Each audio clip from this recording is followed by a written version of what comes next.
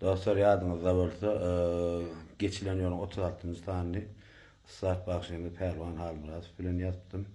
Sonra Perwan 98-nji ýyl Taltawadaryň 5 gurruk diýen ýerine goýmakdym diýdi. Edilşe gepleşdi şo material tapylmady. Şo materialy tapyldy. Seredaňda ädige dersen äd daş agam gütpü. Görmedin mi?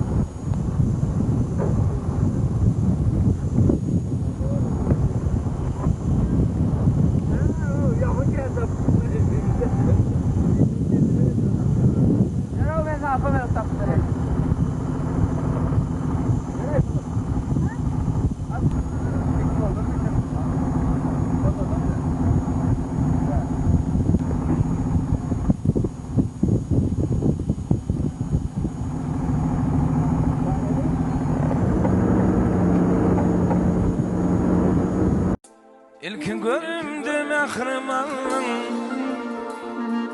Pekürüklüylelem fadamın Seyvine sin ve palım ollum Açılan bevulli fadamın Seyvine sin ve palım ollum Açılan bevulli fadamın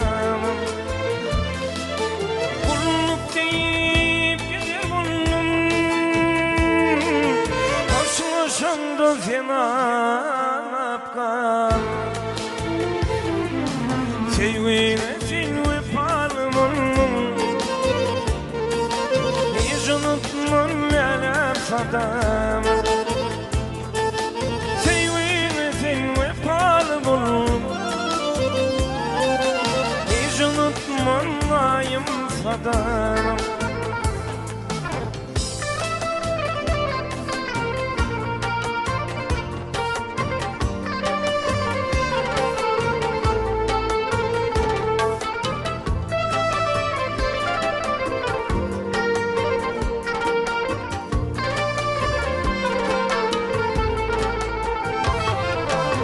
Barinli ve palı yarım Bağlardan manarım Sevgine sin ve palım ollum Ak yüreklüyle sadam Sevgine sin ve palım ollum Hiç unutmam lelem sadam deyip gider buldum Hoşmuşumda fenapkan Sevgine sin ve palım ollum Hiç unutmam lelem sadam Sevgine sin ve palım ollum Ak yürekli lelem sadam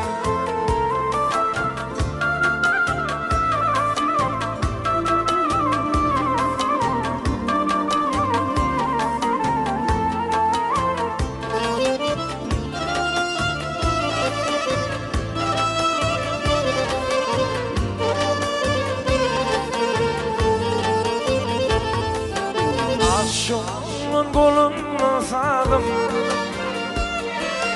Tarih eyler aşk aşığın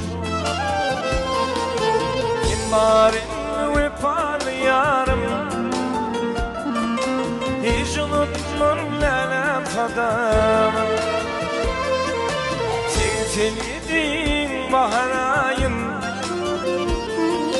hiç unutmam lele kadamı. Kulluk deyip gülüm, hoşlaşındı fenalap kalın. Sevmesin vefanım oğlum, açılan bir sadamım. Hiç unutmam